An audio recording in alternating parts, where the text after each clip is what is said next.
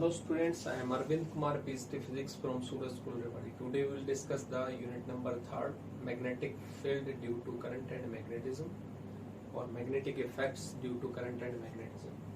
And third chapter, magnets and earth magnetism. And our today's topic is to find the magnetic field strength on axial line of magnetic dipole.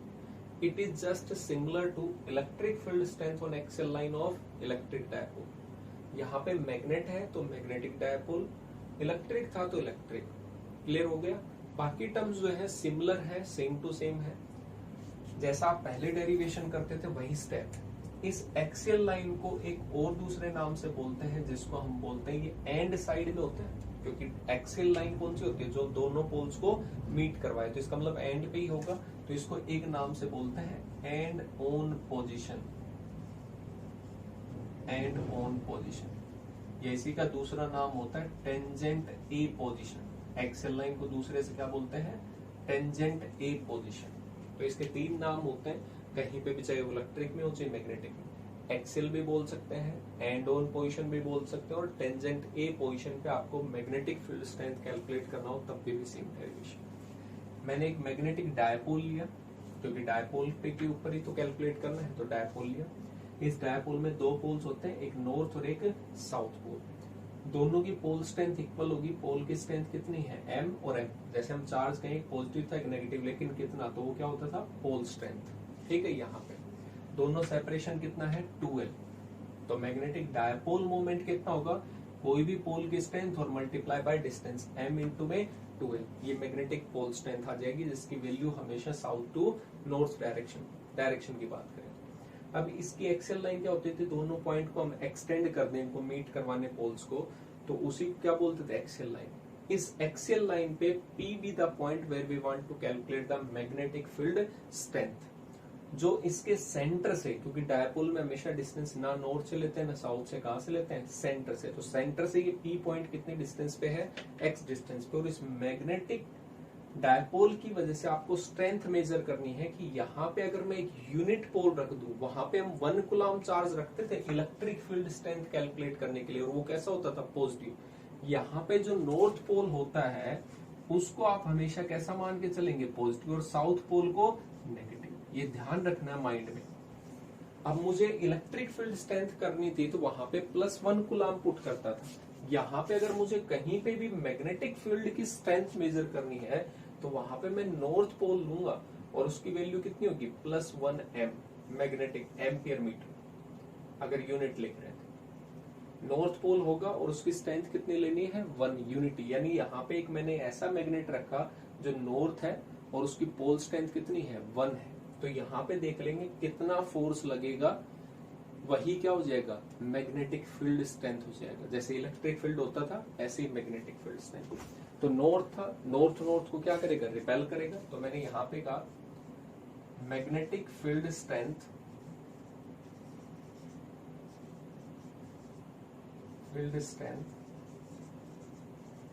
Eight P due to north pole. यहाँ पे north pole है, उसकी strength को हमने मान लिया B1। कितना मान लिया? B1।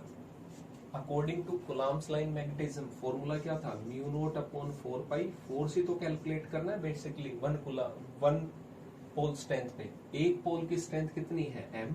M1 M मान लिया। दूसरा पोल कितना मानना है? वहां पे नॉर्थ मानना है, और स्ट्रेंथ कितनी माननी है? 1। तो दूसरे की स्ट्रेंथ हमने 1 मानी। दोनों के बीच में डिस्टेंस बताओ। यहां से और यहां तक की डिस्टेंस लेनी है, तो सेंटर तक थी, तो सेंटर से इस पोल तक इस टोटल की हाफ है, तो इसका मतलब L है।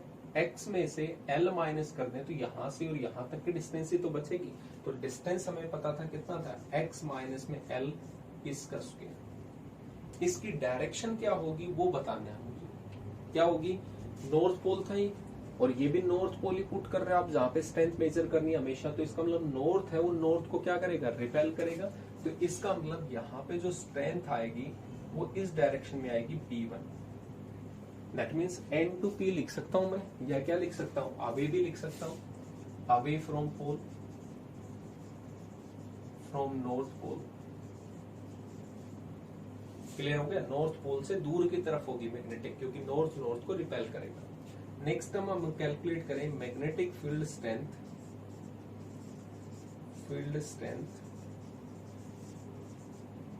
Eight P due to south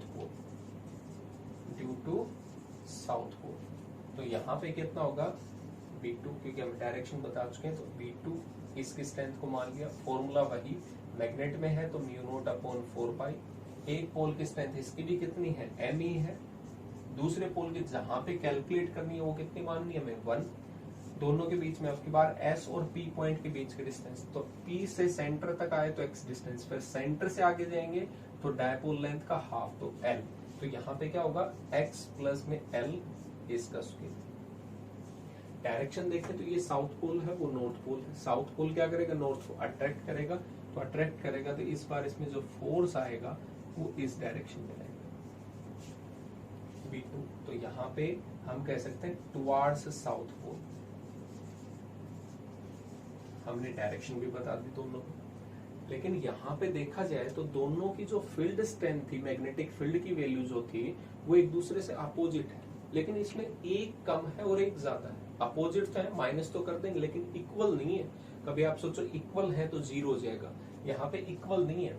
μ0/4π equal m strength same है, लेकिन यहाँ पे डिनोमीटर में x में कुछ माइनस हो रहा है, इसका मतलब कम वैल्यू है।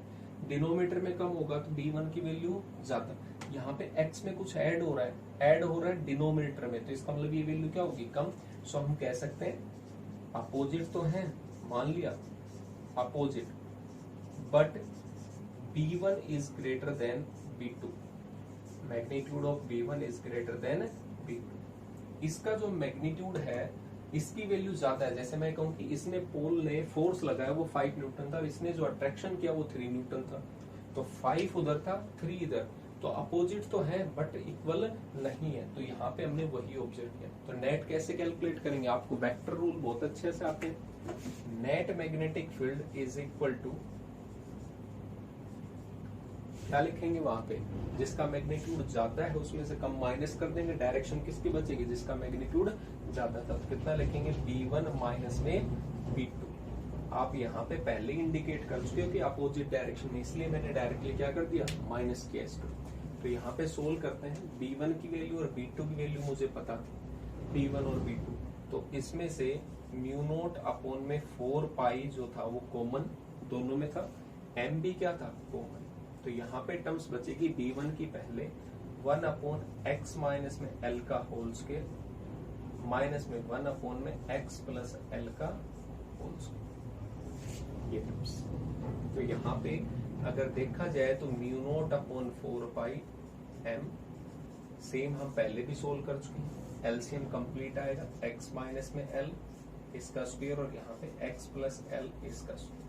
तो इससे x माइनस से माइनस कैंसिल आउट हो जाएगा, क्या होगा, 1 से मल्टीप्लाई x प्लस L का होल स्क्वायर माइनस में x प्लस वाला ये कैंसिल आउट हो जाएगा, माइनस का बचेगा, तो x माइनस में L का होल स्क्वायर। यहाँ पे आपको एक फॉर्मूला बताया था, अगर मैं स्क्वायर करूं तो 2 बार लिख सकता हूँ, x minus L into X minus L. इसको क्या लिख सकता हूँ, x प्लस एल इंटू, तो a minus B into A plus B क्या हो जाता है, a square minus B square. तो यहाँ पे बी नेट हम कैलकुलेट कर रहे हैं,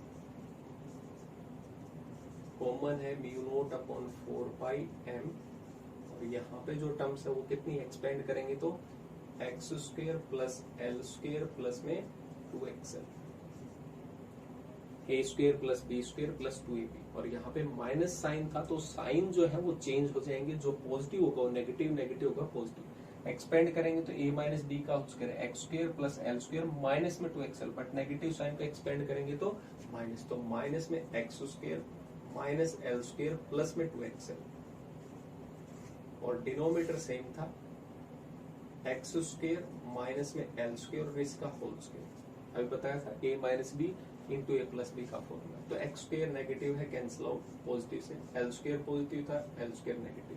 तो यहाँ पे हमें पूरी टर्म्स है नेट मैग्नेटिक फील्ड वो मिल गया, कितना था, μ0/4π, और यहाँ पे m इंटू में 2l इंटू में x अपॉन में एक्स स्क्वायर माइनस में एल स्क्वायर और इसका होल स्क्वायर। अब डायपोल है, तो डायपोल की स्ट्रेंथ दी होगी आपको न्यूमेरिकल में ज्यादातर। तो डायपोल की स्ट्रेंथ कैसे कैलकुलेट करते हैं, capital M is equal to pole की स्ट्रेंथ कितनी थी एक की, और दोनों पोल के बीच की डिस्टेंस इनटू में 2L। तो मैग्नेटिक डायपोल मोमेंट हमें पता था, तो यहाँ पे देखा जाए तो पोल स्ट्रेंथ इनटू में 2L, इसको क्या लिख सकते हैं, मैग्नेटिक डायपोल मोमेंट। तो B net is equal to कितना हो गया, म्यू नॉट अपॉन में 4 पाई,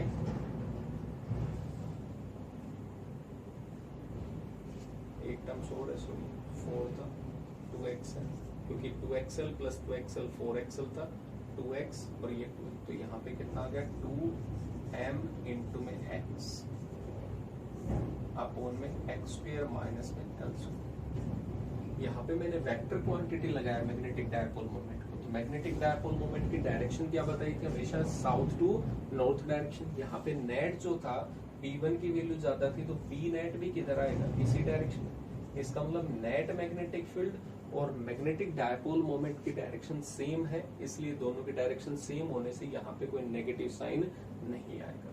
तो यहाँ पे था ये नेट मैग्नेटिक फील्ड कैलकुलेट करने का formula. But what will happen if we will study a special case. अगर मैं ये कहूं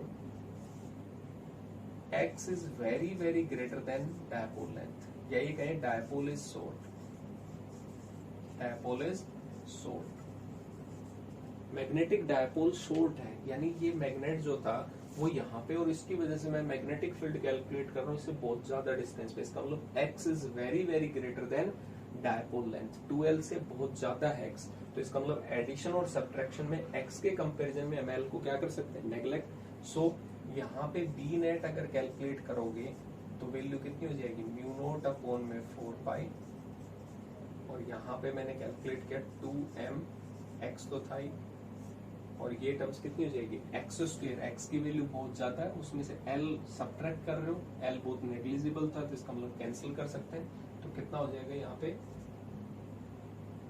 x की पावर 4। अब एक x से x कैंसिल आउट हो जाएगा, क्योंकि यहाँ पे x के होल स्क्वायर भी था, तो इसका मतलब x L को तो नेग्लेक्ट कर दिया, होल स्क्वायर पावर के ऊपर पावर, तो 2 2 जा 4, यहाँ पे पावर कितनी बचेगी 3।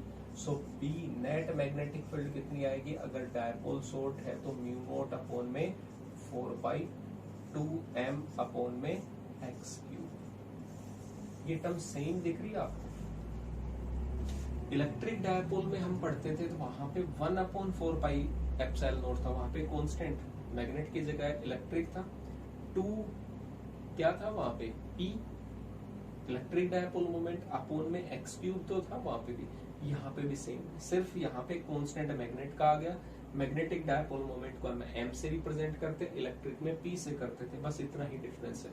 बाकी जो स्टेप्स हैं वो बिल्कुल सेम टू सेम है, स्पेशल केस भी सेम है, सब कुछ सेम है इसका, बस यहाँ पे कांस्टेंट मैग्नेटिक का लगेगा।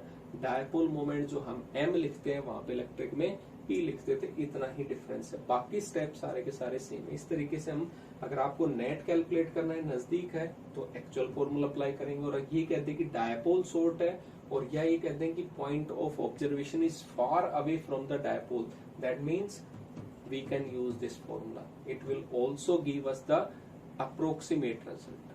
Okay.